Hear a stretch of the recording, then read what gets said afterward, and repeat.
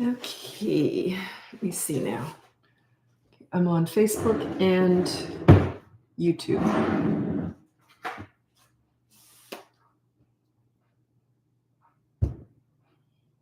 Just waiting for people to turn up.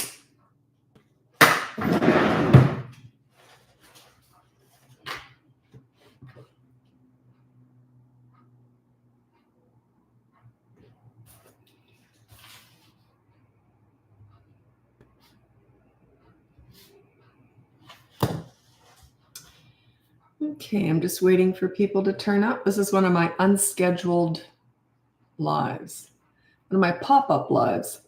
I used to do lives every single day for about a year there. And then I got busier, so I couldn't do it. Anyway, I enjoy doing lives. I'm just waiting. I'm just killing time. I'm here in Vancouver, Canada. Where are you from? Where do you live? Hello, Jessenia. I was going to say Jessenia. Jessenia. Pretty sure I said that right. Welcome. Danelle. I go with Danelle back in the 80s, long time ago. Okay. Okay, I'm just waiting for everyone to try. Yes, very few pronounce it right. So it is Jessenia, right? It's got to be just Jessenia. It wouldn't be Jessenia, it'd be Jessenia. I'm assuming. I don't know. What do I know? Townsville, Queensland. Never made it up there. The furthest north we made it was Bundaberg. We lived in Brisbane, Queensland. Okay, so I'll get going now. And anyway, my name's Lisa. I'm a mom. I'm a parenting coach, and I'm also a grandmother. I don't know why I mixed it up like that, but anyway, if you go in to my website, BratBusters.com, you'll get my free behavior board, which is in the newsletter, or you can look up my 2 courses, the boot camp courses. They go on sale Black Friday. So if you want to know more about that, just go on my website. And also you can look up coaching. That's not going on sale. And there is a wait list for coaching. But anyway, so let's get going. What else was I going to say? No, I think that was it. Okay, so let's just get going with your questions. I tend to not just answer questions anymore. The reason is that I need to focus on what I need to focus on. What I mean is I really teach more connection than discipline. So if all I'm doing is talking about discipline, then people think that that's what I'm all about, but really I'm not. I'm about connecting with kids, because without the connection, the discipline doesn't even work. Got to be connected. Okay. My 3-year-old asks, Smith Mountain Lake, Virginia. Never heard of that before. Oh, I did say it right. Thanks, Jessenia. I'm showing off now. My 3-year-old asked me the same questions after I just answered it. Should I answer it again or just ignore her? Well, is she being rude or is she just trying to chat? I don't know. I don't know what's behind that.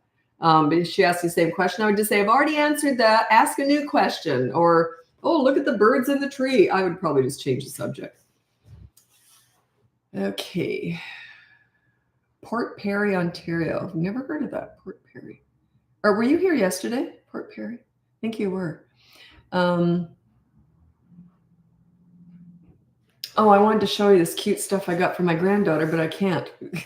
It's cutest stuff for Christmas. Anyway. What am I thinking? Cold Lake, Alberta. Cold Lake.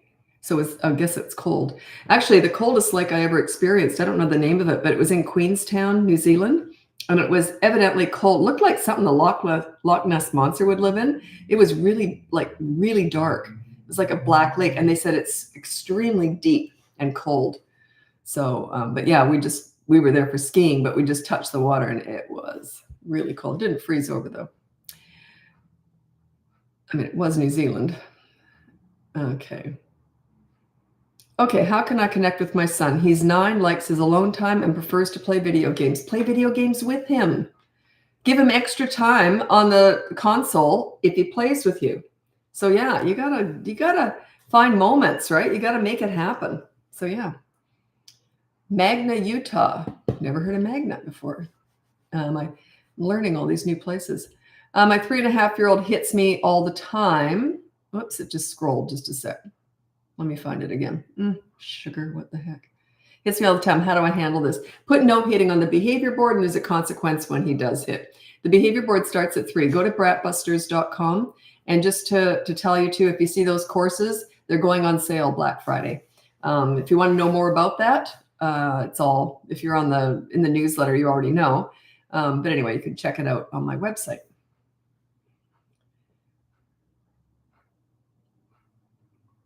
I tried to get the behavior board, but it never sent to me. It explains it all. You have to actually go through a few steps, because legally you're not allowed to just collect an email and send something out. It's illegal to do that. So like if you're in marketing, right? If you've got a business. So you have to jump through a few hoops. Oops. So I cracked myself up. You have to jump through a few hoops. So you have to sign up for membership on Podia. I think it's all free. And then you have to confirm your membership, and you will get the board that way. Just follow the steps through. I don't think anyone who followed the steps didn't get the board. It's just, and we've got it all written out. So my daughter just upped the directions the other day just to really explain it. Most people we get a lot of people getting the board every day. So we know it does work. I love your advice. I was wondering if you could help me figure out what to do. My 1-year-old is hitting me, and sister. Okay. So you got a 1-year-old. Yeah, you just physically restrain them and redirect. That's a 1-year-old. You redirect. Physically pull them away if they're hitting and say no, and then you redirect. Let's go over here and do something else. So yeah, they're just learning. You can't teach them much at that age. They will learn eventually, but it's not going to happen quickly. Where can I find your accountability chart? I call it the behavior board, but with teenagers, we call it an accountability chart. Go to BratBusters.com. You'll see it all there. That's my website. By the way, I just want to remind you, if you do go on Facebook, you are Facebook, sorry, that there's an account that's taking money off parents, and they're impersonating me. They use all my videos, and everyone thinks that my name is Joel Mayo. It's JOELMAO, Mayo, Joel Mayo. So yeah, he's taking money off people, impersonating me. So we've tried to shut it down. Facebook, whatever, it's just not doing it. So anyway, just be careful. If you happen to land on here and you think that's also me, it's not. I only have BratBusters. That is my company. But yeah, Joel Mayo is just an impersonator. But they're taking money. Hey, I did all the confirming. I don't know what's going on. You can send us an email at hello@BratBusters, and my daughter will look into it. hello@BratBusters.com, the email. It's all on the website, so you can look that up, the email. Okay, my grandson is 8 years old and lies about everything, also steals all the time. I would put stealing before lying, so I would say no stealing. And when he steals something, there's a consequence. So, the word, a lot of people just say you're sorry, and that doesn't do anything. We all learn through consequences. Like if I didn't want to pay my taxes, do I just go to the tax department and say sorry and not pay? Like it's consequences that keep us in line, right? We all live like that. So yeah, consequences.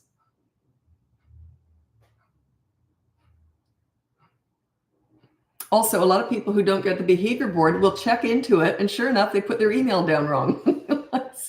So yeah, it does work, and it is technology, so it's usually human error. It has. We've never found it where it hasn't been human error. So yeah, maybe just try it again. Maybe you put the wrong email account in.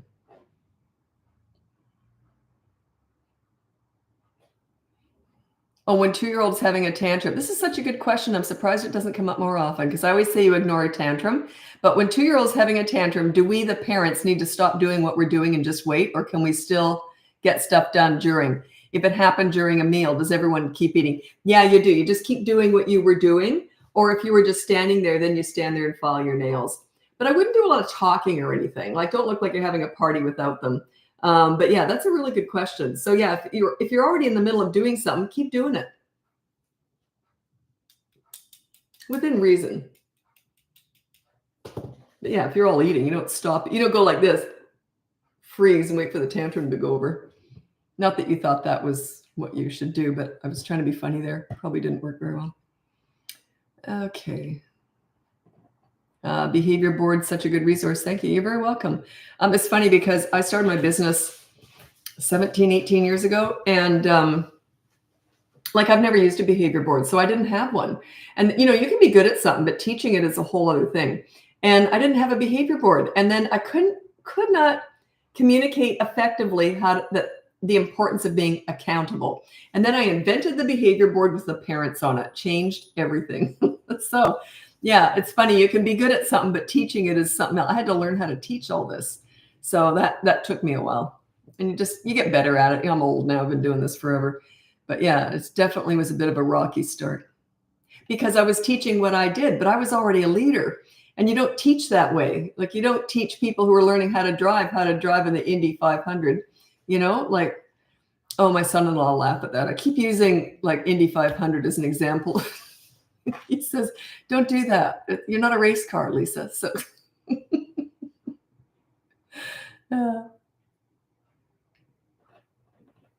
how to get 2-year-old to stop climbing counters. That's consistent corrective action. You just pull them down when they do. But I would put alarms on things. Like, how are they getting up there? Stop climbing on counters. Yeah, I'd put alarms on the kid, bells on the kids. Do whatever you got to do. But you just got to keep pulling them down, saying no, no, no, 500 times. So, yeah, and put alarms on them so you know they're doing it. A while ago, I had this client who she was in a panic. She was telling me this story, and she had. We couldn't find her. How old was this kid now? I forgot. I don't know, like really little, like 16, 18 months old, like little. And she couldn't find her kid anywhere. She was so convinced, like literally she looked under beds and everywhere. She couldn't find this kid. She was starting to panic. And she was just about to call the police. She thought someone had broken into her house, taken the kid, and then locked their way out because she checked all the doors. They were all locked. Anyway, she went in the kitchen. She was grabbing her phone to call the police, and she heard a giggle. She looked up. Her kid was on top of the fridge. They had used their little toes. She even had childproof locks everywhere in all the drawers, but the drawers just came out enough for the little one to get their little toes on them, on top of the drawers, got on the counter, then on top of the bread maker, I think it was, or something, and then got up on top of the fridge. How horrifying. That kid could have died if she fell off the fridge, right? So yeah, climbing is one of those things. There's 4 things that they're born to do or they're never going to do. One is climbing. One is running, like running away from you when you're out in that. The other one is hitting or aggression. They're either born to do it or they're never going to do it. And the last one is tantrums. So there's 4 things they're born with a tendency or it's in their DNA. They're going to do it, but it's your job to train them out of these things, right? But yeah, it's not your fault they do this, but yeah, the climbing actually is probably the worst one because that's the most dangerous, I think. The running, you can put them on a leash. You're not going to put them on a leash in your house, right? So I always think that the climbing is actually the worst one.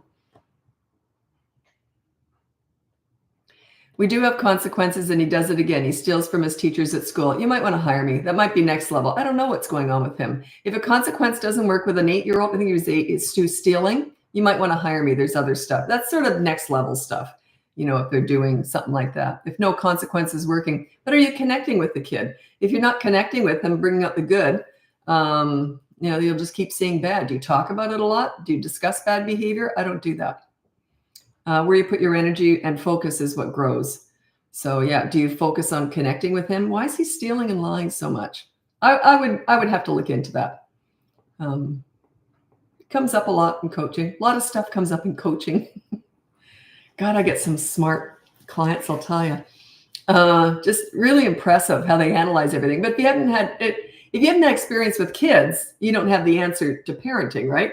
But my God, I just get some really intelligent clients. I wish I could tell you about a recent client, just something that they said to me. I thought, wow, you got probably more brain cells in your little finger than I do in my whole head. But I happen to have experience with kids. But yeah, I get some really intelligent. So I get some really intelligent parents, but it doesn't mean that they find parenting easy. If you don't, it's experience based. If you don't really understand kids, how can, so. I should have asked that parent if I could tell the story. It was quite a insightful question that this parent asked. It was very clever. If you're watching, you'll know who you are. Because I went, wow, that was insightful.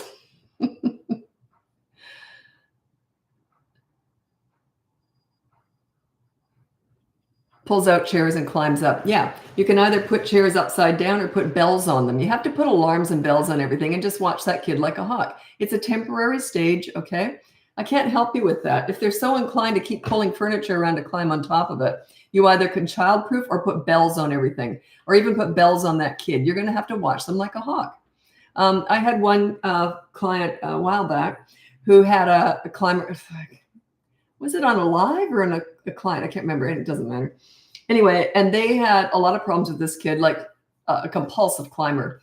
So I said, well, when you go to the bathroom, you have to take that kid with you. You couldn't let this kid be anywhere alone. Such a climber, like just really, really good at it too. So yeah, it's a stage. Yeah, a lot of them move furniture around to climb. Okay, what do you do when your 11-year-old does not learn from consequences? He hits his 5-year-old brother. He gets his phone taken away, but he hits again next time he has a chance. Consequences haven't worked for him ever. Yeah, that again, if it's next level stuff, that would be coaching, because there's usually something going on behind the scenes, and sometimes it takes me a couple of sessions to figure it out. Sometimes longer, there's no guarantees with any of this. What story came out that was really cute? This, like a lot of parents say, I'm doing everything you said and it's not working. And then I'll say, well, show me exactly how you talk to that kid. Show me exactly what he said and then what you said. And then they'll do it and I'll go, that's what happened. So it's often something little. It can be as little as an eye roll. That's actually a big deal to a kid. You eye roll with an 11-year-old, you're in for it. Like you go like this. Okay, that's fine, whatever. Like you do something like that, oh, watch out. So yeah, it's often something little that you're doing. But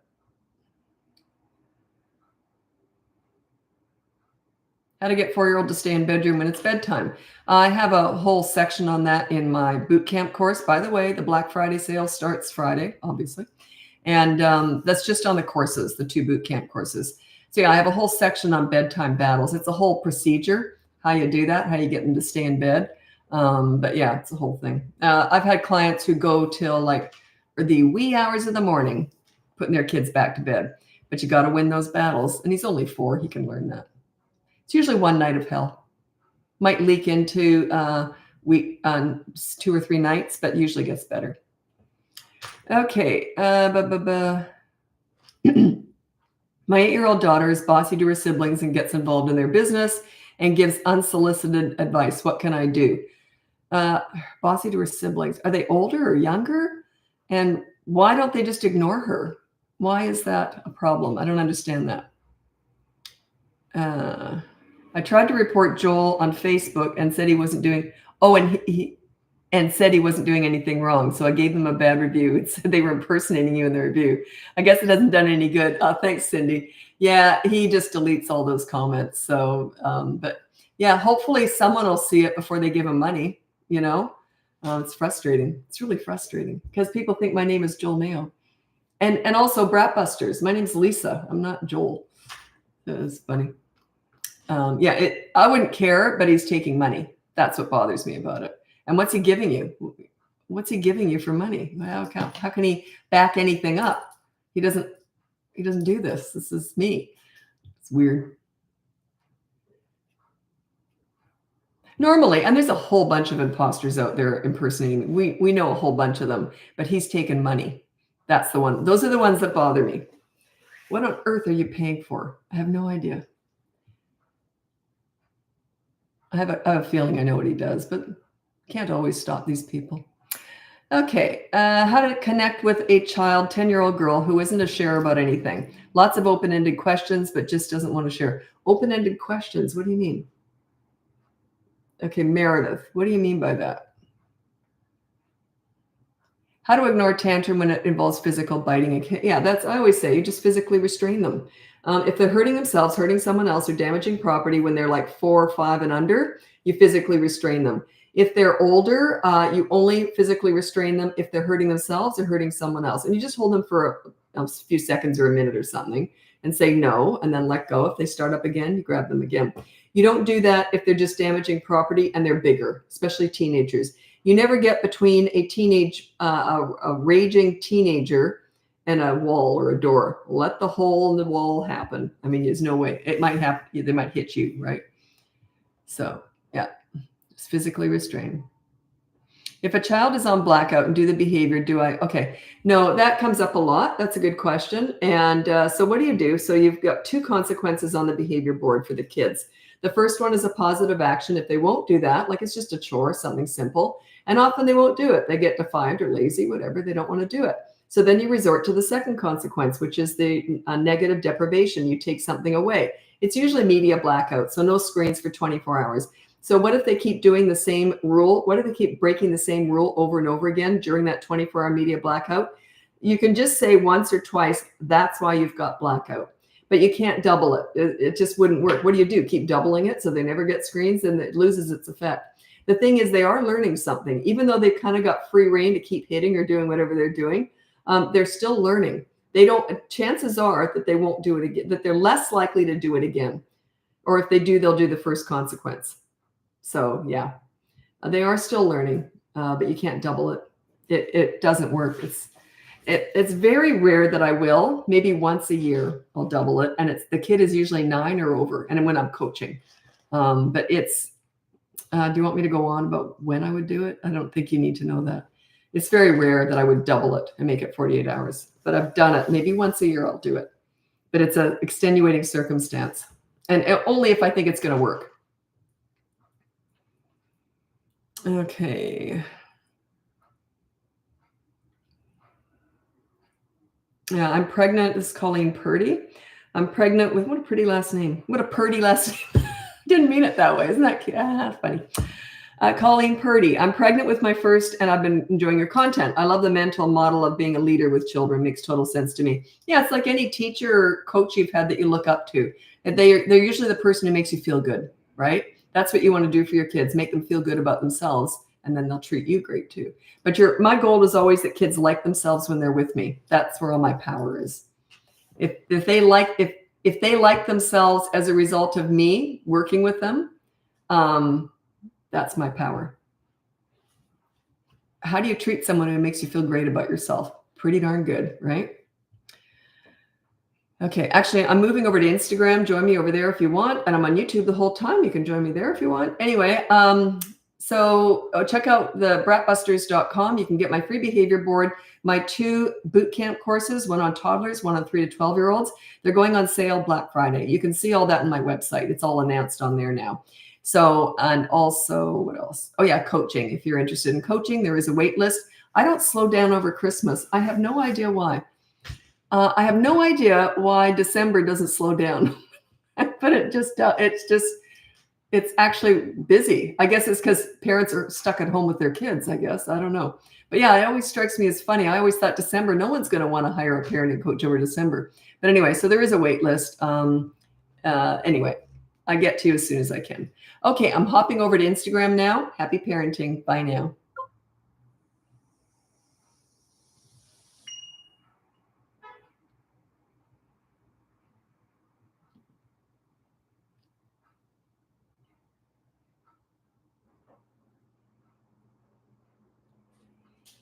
Okay. Oh, I don't discuss grandparenting. I only teach parenting. The reason is I never tell anyone else how to deal with someone else's kids because I teach parenting only. Yeah, because what if the parents don't like what I tell you, right? Yeah. Okay.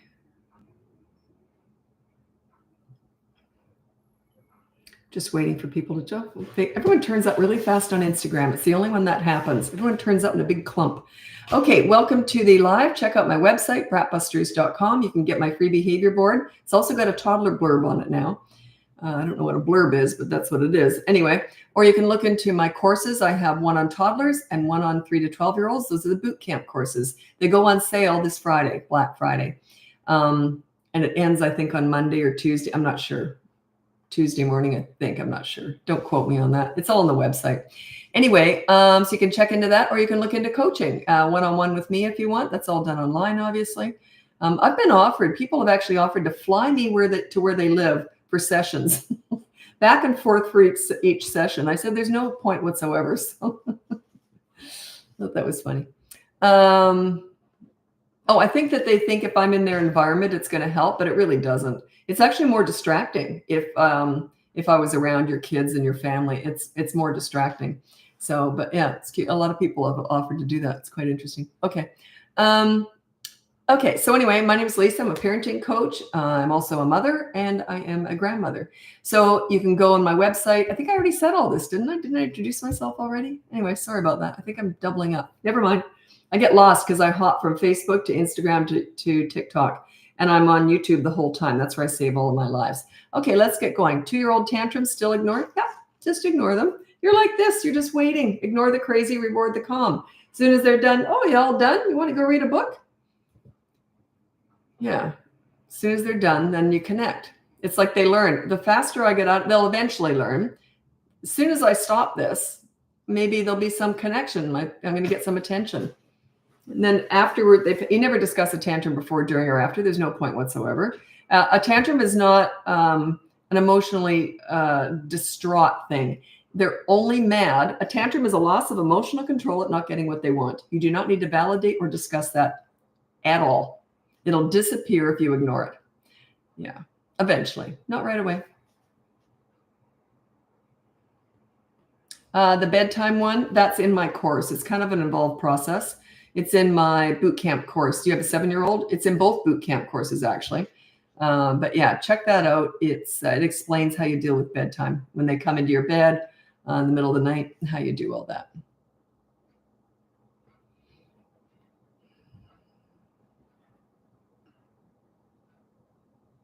Well, this is not a question I could possibly answer, and it doesn't sound like you're the parent anyway. I'm not sure. 10-year-old slaps mom in front of relatives. How should the mother have reacted? I don't know, Kenny. I have any context around that. I have no idea what's going on.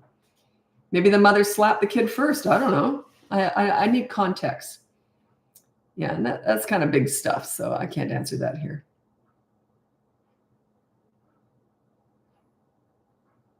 Okay. Oh, I'm going to read out some stuff. I don't just like to answer questions because it's just all discipline focused, right? That's not what I'm about. I'm about connecting with kids.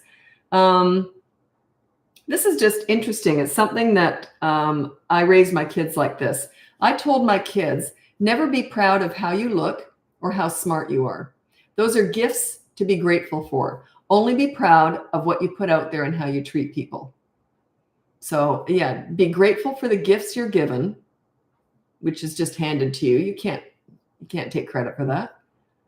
But be proud of how you treat people and your efforts in life and what you do. Be proud of that. This is why I get so frustrated when people talk about, oh, his grades are so good, and they brag and brag and brag about the kids' grades and everything. And you're putting your energy in the wrong place. Say, oh, that's great, you did so well. But then put your energy into them being nice. Like,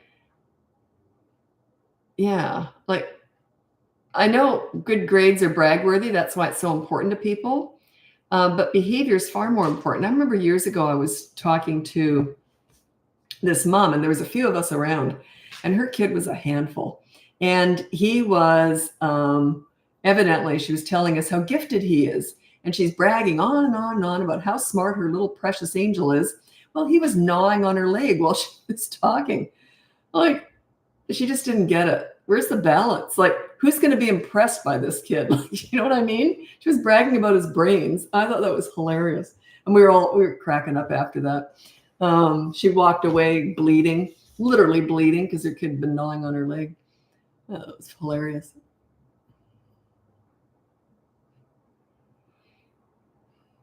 Parent has mental health issues and can't handle kids at times. Then the parent has to get some therapy or counseling or some help for themselves. That's what you have to do.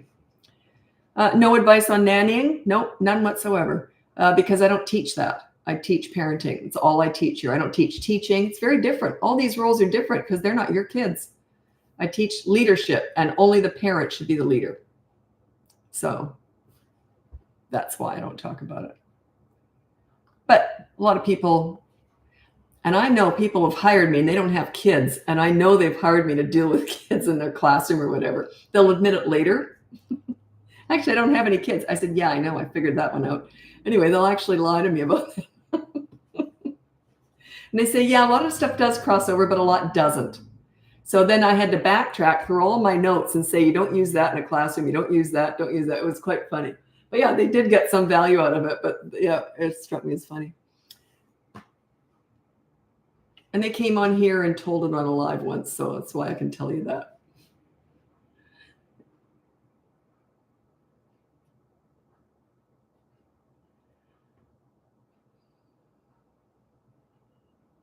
Oh, one of the things, just to make this clear, because I hate this thing anyway, it's such a bad message. Reward charts are something that work beautifully in a classroom. A class is a business. It's an institution. It's not personal. It's different. A reward chart for behavior works beautifully in a classroom. Totally different. At home, it's a total disaster. Total disaster. A reward chart for good behavior, what you're saying to your child is good behavior is the exception. The rule is you're rotten, because you're normally rotten if you should happen to be good. You see? You see? It's sending the wrong message. So yeah, you're telling your kids they're rotten if you're using a reward chart. I would never reward for good behavior. Why would I do that? Could you imagine if your spouse said, you were so good today, I'm going to give you a gold star? Could you imagine? What would you say? What the hell was I like yesterday? You see? It's the same thing. It's exactly the same thing. So yeah, reward charts at home are a disaster. Like your advice on play. Yeah, you play hard with kids. You play in their world. They're in charge of play. That's their world. You let them take charge of their world. Not in a ridiculous sense, but I mean, yeah, let them be in charge of the play. Whenever I was playing with kids, I entered in their world, but if they were really little and didn't have any, I'd often offer things like so maybe we could try that, like different ideas. But it was up to them. I'm very big on that. I'm very big on giving kids a lot of power when you're playing with them, because that's fair. That's respect, right? You don't want to be in charge of everything. That's not what it doesn't work that way. I don't work that way. Like, you don't want obedient little soldiers. That's ridiculous. You want children with high self-esteem that like themselves and they have a lot of confidence. And this is how you do it.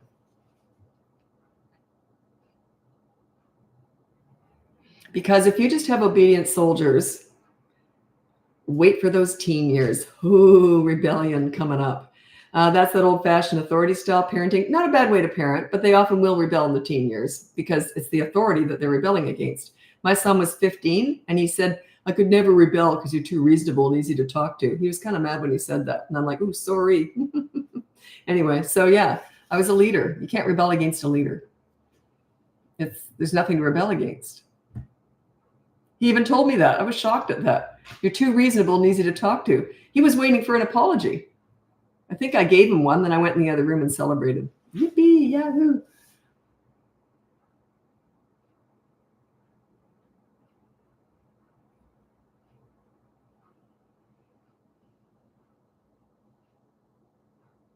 No, you don't discipline an 8-month-old. No, you just redirect. If they're doing something you don't like, you just move them over to something else. So you take them away from what you don't want them to do and then put them towards something you do want them to do. That's redirection. You don't do that as they get older. You want them to learn right from wrong. But at 8 months old, they're too little. But I always remember this. I've told this story lots of times. I was babysitting these two kids, or I don't know where I was. I can't remember. Anyway, they were 10 months old. And one was just an aggressive baby. They start that way. It's in their DNA. And he loved biting other babies and seeing them cry. It was just his go-to, was his MO.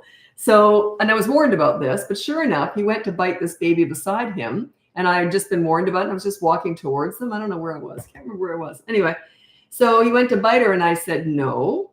And I moved him away a little bit. Then I was shocked at this. And the way I did it, I just went, no. And I gave him real eye contact. And he was looking at me. And then he went to do it again. And he went like this. And he looked at me. And then he didn't do it.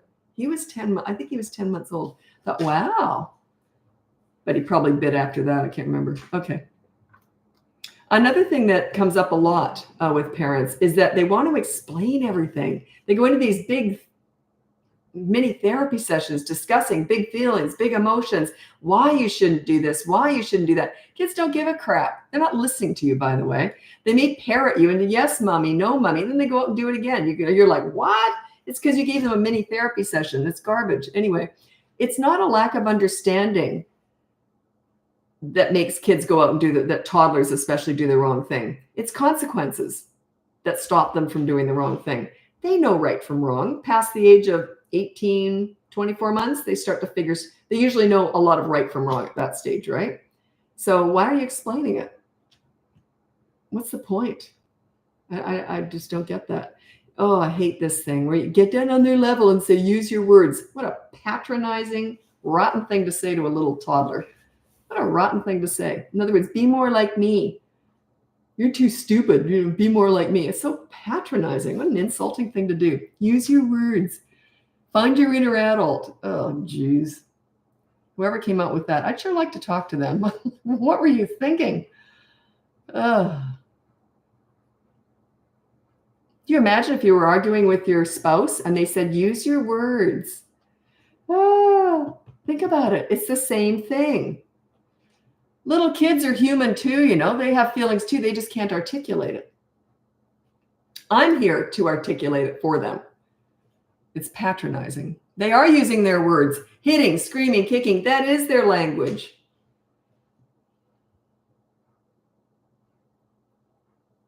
Oh, by the way, my daughter and I, we're having a blast doing this podcast. We are planning on doing 2 a week from now. I don't know when we're starting, maybe next week. So we are planning on doing 2 a week. People have requested it and it's going fantastic. But we just did one. It was so funny. We're having a blast doing this. I say what I'm thinking. I don't have, I wasn't gifted with a filter. Whatever you see, you get with me. But we did one, I don't know when it's coming out, but it was called Embarrassed by Your Kids' Behavior. At the very last minute or couple of minutes in that podcast, my daughter brought up, she goes, sometimes kids are embarrassed by their parents. And I said, oh, yeah, that happens too. And she goes, yeah, remember the blah, blah, blah story? And it was something humiliating that I did to her. I mean, she was 15. It was humiliating. So it doesn't make me look good at all. So keep an eye out for that. It's called Embarrassed by Your Kids' Behavior. And the very last few minutes are the best. It's what I did to my poor daughter, thinking I was being funny. And I paid a big price for that one. But anyway, so it just struck me as funny. I thought, wow, it's amazing funny how I'd forgotten that. she didn't. Okay. Okay, so what does a consequence look like? I got tons of videos on all that stuff, but with under the age of 3, it's consistent corrective actions. You remove them from the fun with you, not timeout. I hate timeout. You take them with you away from the fun. You can just hold them under your arm for a minute. If there's a bunch of little kids playing and they're being hitting in that, just say no and pick them up under your arm. Hold them there for 30 seconds or a minute and then put them back and watch them like a hawk. If they hit again, grab them again. Okay, consistent corrective action. They learn through repetition. They do not learn the first time. Or it's very rare that a toddler would learn the first time. So that's under the age of 3. You don't talk about it. You just say no just to start the ball rolling. It just gets their attention. That's all. And then 3 and above, use the behavior board. Go to BratBusters.com. That's my website. You can get the free behavior board on there. And it's all about consequences because by the age of 3, they're starting to form that frontal cortex lobe. I don't know what it's called. Anyway, it's when they start to be able to reason. So they have the ability to learn how to stop and think before they act. That behavior board is their visual reminder to do so. Okay, there's a rule on there for every member of the family, you included, and a consequence. So it's consequences. It's consistent corrective actions, which is the consequence under the age of 3, 3 and above. It's on the board. So you can look at that. It's all free. And then next level is the boot camp courses. Black Friday sales coming up. It's all on the website. Just the courses are 25% off starting on Black Friday, but not the coaching, just the 2 boot camp courses. And when do you implement this consistent corrective action? It starts around 16 months. Before that, you're using more redirection. But yeah, 16 months old, not so much of that. You want to teach them, you don't just want to teach them to do something else over there. You want to teach them to not do what they're doing. There's a difference. There's a bit of a shift. But yeah, it depends. It's right around 16 months. Teenage girl. Oh, thank you. A teenage question. Teenagers are my specialty. It's my favorite age. Because when you know how to connect with teenagers and get respect, they're fascinating. They're just fascinating. You can learn so much from talking to a teenager. Teenage girls struggling with emotional management and making decisions based on feelings. What can I do to help? Yeah, I don't quite know what's going on there, but build your relationship. And I'm going to read out my top 5 tips for parenting teenagers. This is how it's just a few tips. Teenage stuff right now, it's all coaching. I haven't got a general course. You know why I never did a course on teenagers? Because I specialize in teen crisis work. I couldn't do a course on that. So I thought, well, most parents of teenagers are not going through crisis. So anyway, I will eventually do a course, but next year we're doing the book. So maybe the year after we might do the course.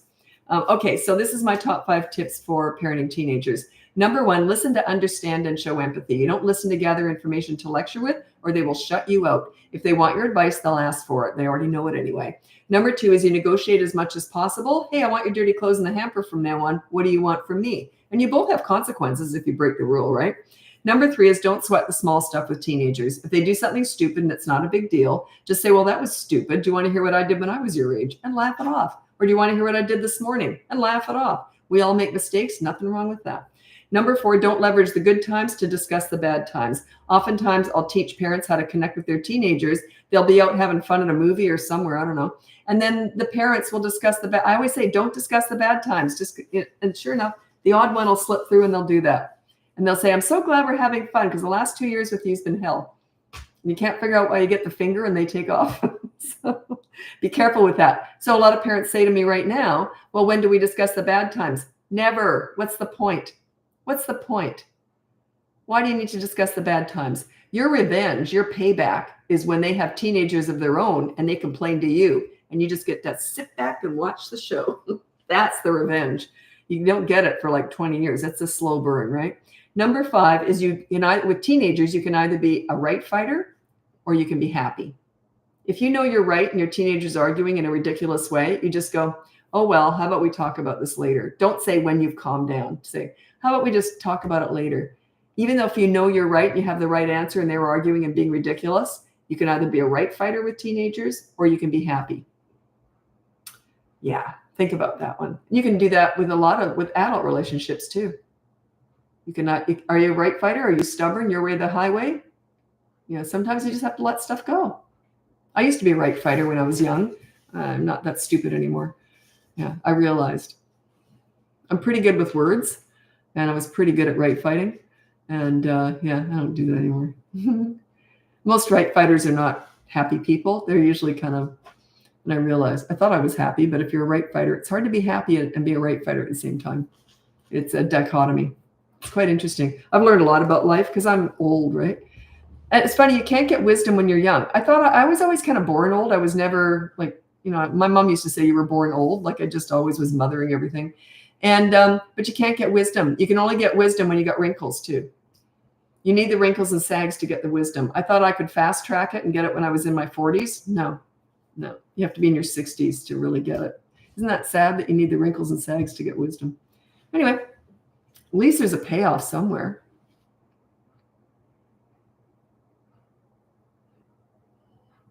Oh, because wisdom's based on experience. If you've been listening, a lot of people haven't been listening to the world and listening to other people, then they never get wisdom. But it's the ones who have more of an open mind, listen, and are always learners. Learners tend to get wisdom. That's that open-minded kind of. What's the difference? What's the difference between a growth mindset? There you go. I'm always trying to learn and discover new things, and keeps you young. Keeps you thinking you're young. There you go.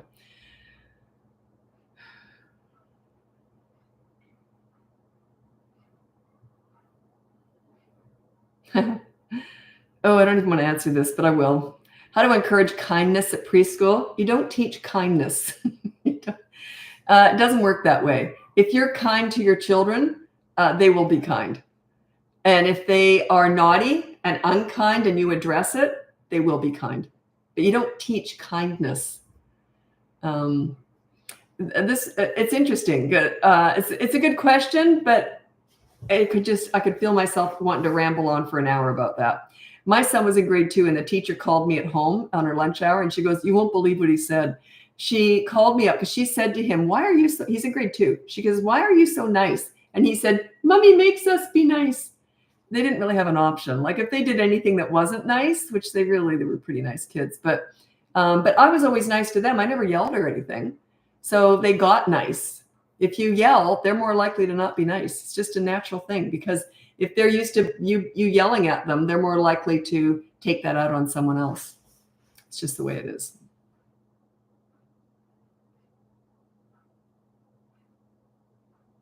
What can I do to set my baby up for success? Set yourself up as a leader and she'll always have a safe place to land.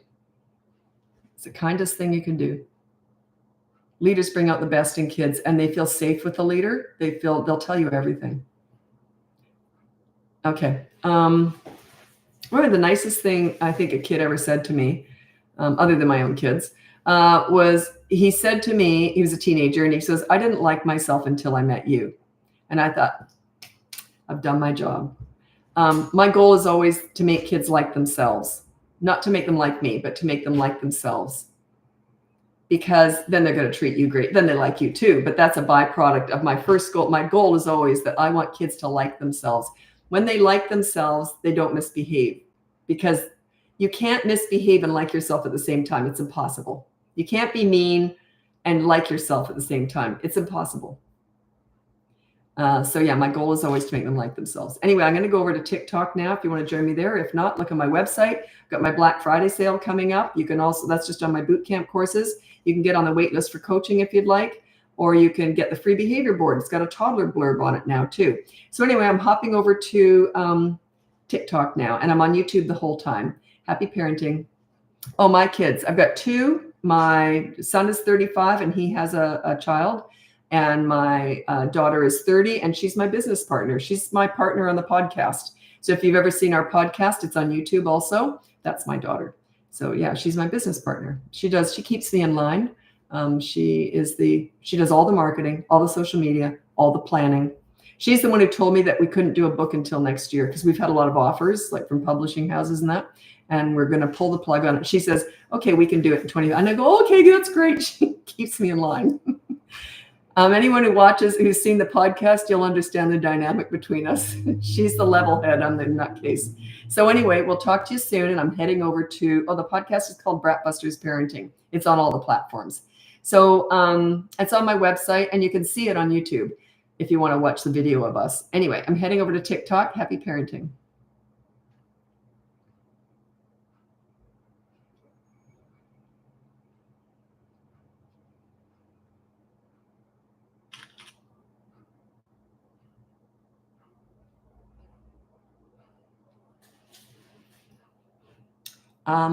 TikTok pays good money for views. I probably shouldn't talk like this, but if TikTok's listening. Anyway, I'm on TikTok now. So they pay good money on there. I figured a couple $100,000 in the last year if they didn't blacklist Canadians. We don't get any money on TikTok at all. Isn't that funny? I don't know why we don't get along with China. So isn't that interesting? So yeah, I don't know why. I have no idea. Hello, Dot. I haven't seen you for a while. Okay, let's get going. I was just saying how I would have made a lot of money on TikTok if I didn't live in Canada. They blacklisted Canadians. We don't make any money on TikTok at all. And so I think that's quite, I don't know what we did. What did we do to you? What did we do to you, China? I don't know why we don't get along. Why? I have no idea. I did nothing. I did nothing. Plus, I live in Vancouver. About 40 or 50% of our population here is Chinese. You like us. We like you. Why are you blacklisting us on TikTok? I don't understand that. Okay. Anyway, so let's get going with the live. My name's Lisa. I am a parenting coach. I'm also a mother and I'm a grandmother. And if you look on BratBusters.com, that's my website. You can get my free behavior board, which also has a toddler section on it now. You can also look at the courses, the boot camp courses. There's 2 of them and different ages. And there's the sale on just those boot camp courses is starting on Friday, obviously Black Friday. There's no sale on the behavior board because it's free already. I guess if I was to give you a deal, I would have to pay you, and that's not going to happen. And then coaching is not affected by any sales. So, and there's a wait list for coaching if you're interested. That's one-on-one with me. It's all done on Google Meet. So anyway, let's get going with the live. I don't just answer questions anymore because I realized they were all just discipline-based, and that's not what I do. I teach connection first, discipline second.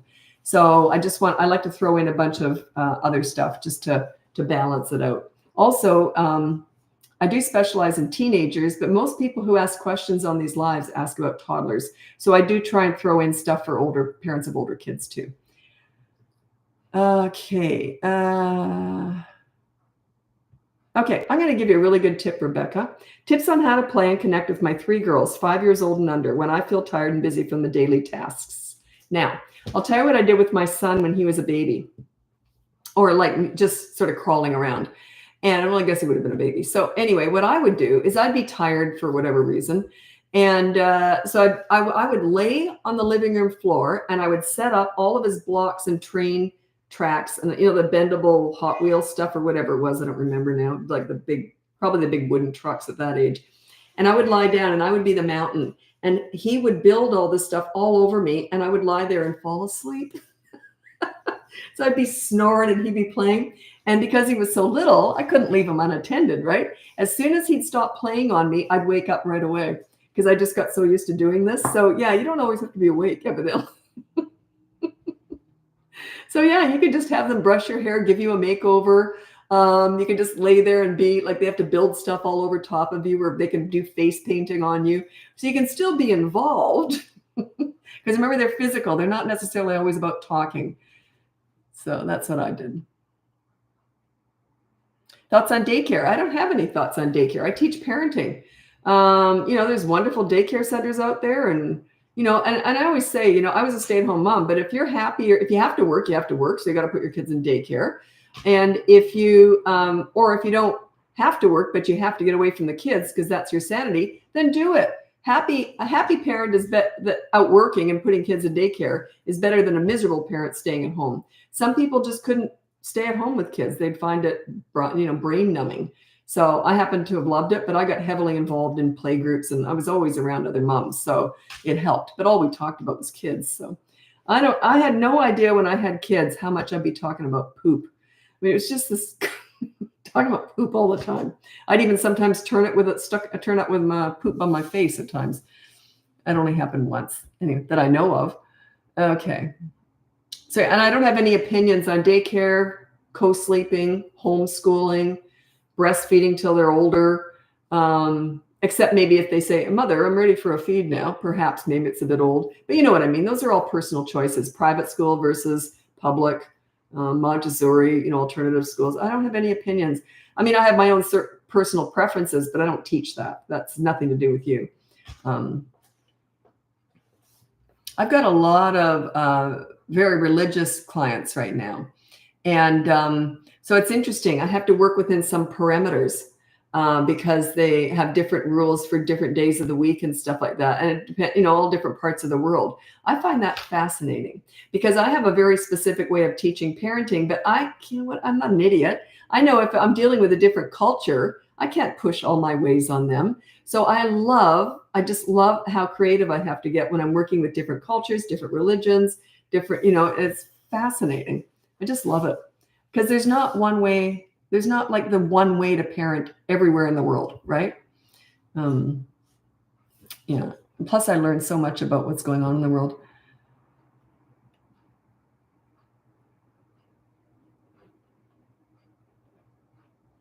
My 6-year-old's been telling wild lies and her teacher believes them. I'm not sure about that. Or do they just go, yeah, that's great. And then, do you know what I mean? Or are they lying that you're beating them at home or something? I don't know what they're lying about. I'm going to tell you a funny story, something I did.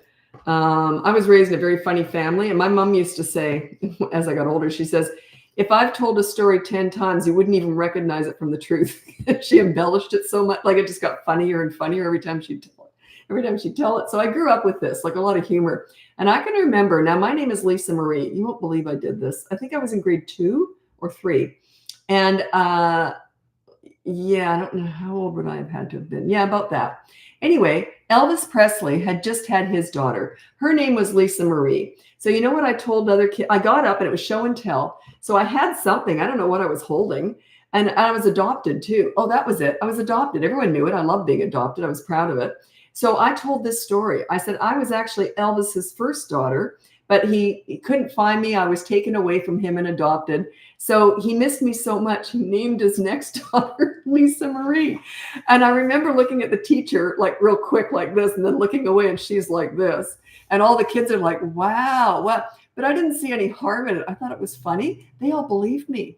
All the kids believed that I was Elvis Presley's first daughter, the one he loved the most, of course. Isn't that the craziest thing? I had another one that I told too that's kind of getting embarrassing there. But yeah, and then I had to tell the whole class that that was not the truth. It's kind of embarrassing. Anyway, so yeah, teacher didn't believe me. I don't know why. Okay.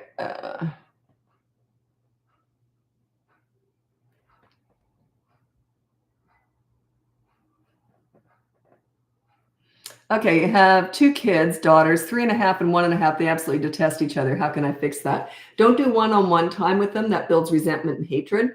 So you play with them together. Keep them separate though, and you play with them together. And just play stuff to the youngest one, like just silly stuff. Play drums or something silly. You know, do a little dance or something. Nothing competitive, or the older one's going to whoop the little one. You know what I mean? Like, you know, get the better of them all the time. So just do silly stuff, sing songs, whatever, color together. And it's teaching them how to be around each other and actually enjoying the process. So yeah, it's going to take a while. A lot of kids hate each other when they're growing up. And just because they're siblings doesn't mean they're best friends. Sometimes they are, sometimes they aren't. It's still a basic personality trait, right?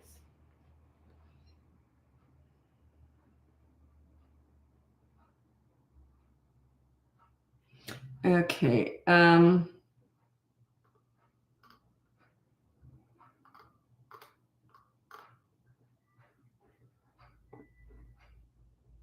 I'm going to read out. I'm not big on apologies. Like the words I'm sorry mean nothing to me. It's the start of what should come after that, right? So I'm going to teach you how to apologize to adults, and I teach you how to get your kids to apologize as they get older, or how you apologize to your kids if you do something wrong. There's 4 steps to a proper apology. The first one is say you're sorry, just to start the ball rolling. The second step is to take responsibility for what you did. Don't say, I'm sorry I was late, but if you hadn't done that, I would have, like a lot of people are very passive aggressive. Well, I'm sorry I said that, but if you hadn't done that, then they blame everybody else. They can't be accountable, right? I was raised by a leader. I can be accountable. So can my kids. So it's a good skill to teach your children. There's no shame in there's pride in being accountable. Admit when you make mistakes. So then the third step is really important. What can I do to make it up to you? Make amends. Say, what can I do to make it up to you? If they don't come up with anything, you offer something. It can be just the littlest thing. Hey, sorry I was late. I got caught in traffic. I should have seen that coming. How about I buy dessert tonight? No big deal. No, you don't have to do that. Yeah, I insist. I was late. I kept you waiting for 10 minutes or whatever. I would do that. Okay. And then the last one, step number 4 to a good apology, is don't keep doing it. It didn't need the first few apology meant nothing if you keep doing it. So yeah, say you're sorry. It was all my fault. What can I do to make it up to you? And then stop doing it. Stop doing the crime. So teach this to your children. There's no shame. If you do this with your children, they'll do it with you, and they'll do it with other people too. There's no shame in not being perfect and making mistakes. The shame is not owning it and not making amends. That's the shame. I hate that when someone says, I'm sorry. You see, when someone keeps me waiting or whatever, and they say, oh, sorry, I was late. I never say that's okay. Because it's not. I'm waiting for the proper apology, right? So if they say sorry, I was late, I just go, oh well. And they often go, like they're shocked because I don't go, that's okay. I'm waiting in the rain for half an hour, but they just say sorry, and then I'm happy, Anyway, but yeah, I'm waiting for the amends. Like, hey, are you going to buy me dessert or buy me a drink, or where's the amends? Yeah, the words I'm sorry are used like a get out of jail free card these days. It's just like, and then they'll, I've seen this happen where someone will say they're sorry, and then if you don't forgive them, then they go, well, you're not very forgiving.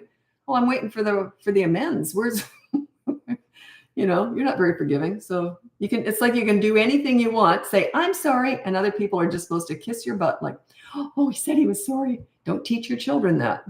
This is what parents do. They teach their kids how to say sorry. And then that's the end of it. Where's the consequence? Where's the lesson? There's no lesson in saying, I'm sorry. None. It's a get out of jail free card.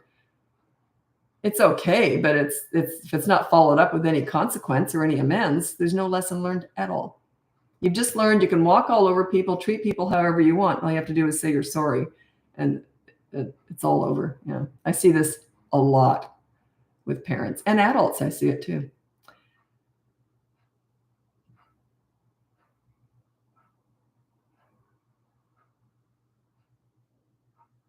I've started doing the same thing. I've stopped saying it's okay and just accept the apology. Yeah, it's like, I'm not mad, but it's like, yeah, oh well, like, where's the rest of it? Where's the amends? Kept me waiting in the rain for half an hour.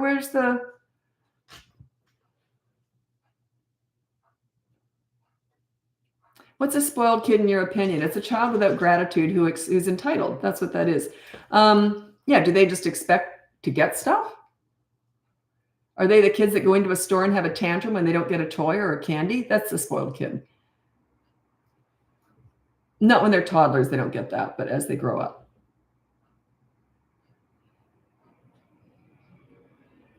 Okay. Something else I wanted to read out.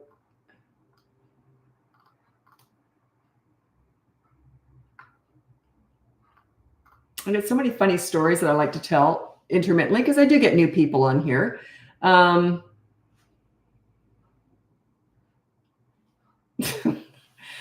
don't even remember how the whole story went, so I've never told this one before, but I'm going to try and remember as I tell it. My son had just been potty trained. He was 2.5 years old. And I guess it was my fault in that we hadn't gone in the house for a while. So he'd just been potty trained, I think the day before. So this was not his fault. And I didn't bring the potty out with me on the patio potty. Anyway, and we had a big dog. So a big golden retriever, beautiful, really sweet dog. And the dog pooped on the patio. And I was so shocked. And I said, what did you do? Like, it's not the kind of, I didn't chastise him, but I was just so, what did you do? And the dog was just looking at me, wagging his tail. And I thought, why does he not look guilty? In the meantime, my son had ran around the corner. He had pulled his pants down and pooped on the patio. But that was kind of my fault. But it was funny. It's the guilty one. The dog was still right there, all happy, but the kid ran away. So it was a bit of a tell. But I couldn't tell the difference between the dog and my son's poop.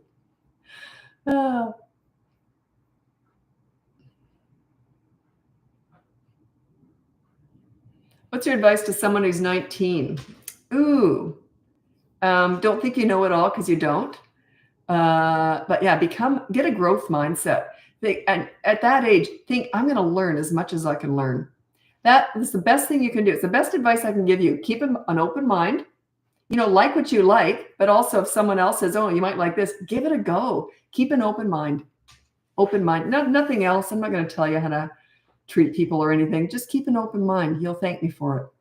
Just have a growth mindset, a learner's mindset.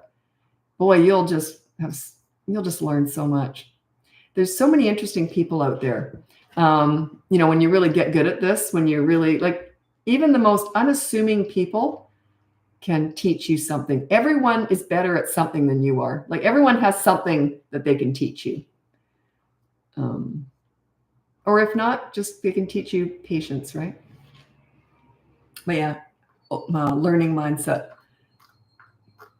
for sure. Oh, and look after yourself now. I'm 64. I was pretty good at looking after myself, and I'm at the gym every day now. And but yeah, I remember when I was young, I used to get teased about how often I worked out.